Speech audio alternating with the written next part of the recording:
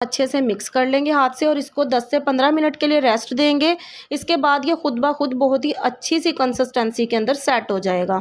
तो ये देखें बहुत ही प्यारा 15 मिनट के अंदर अंदर ये तमाम मॉइस्चर जो है वो बेसन के साथ कितना अच्छे तरीके से मर्ज हो गया है। और ये देखें हमारे जो पकौड़ों का जितना भी बैटर है वो बहुत ही अच्छे से रेडी हो गया। इसमें पानी बिल्कुल भी यूज़ नहीं किया है।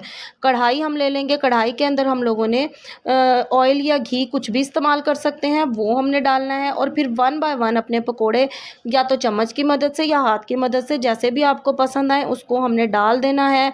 और फिर हमने अपने किसी भी स्पैचुला की मदद से इसको अच्छे से चम्मच से चलाना है। चला के इसको थोड़ा सा हम दबा दबा के भी इसको फ्राई करेंगे ताकि अंदर से भी हमारे पकोड़े बहुत अच्छे से कुक हो जाएं।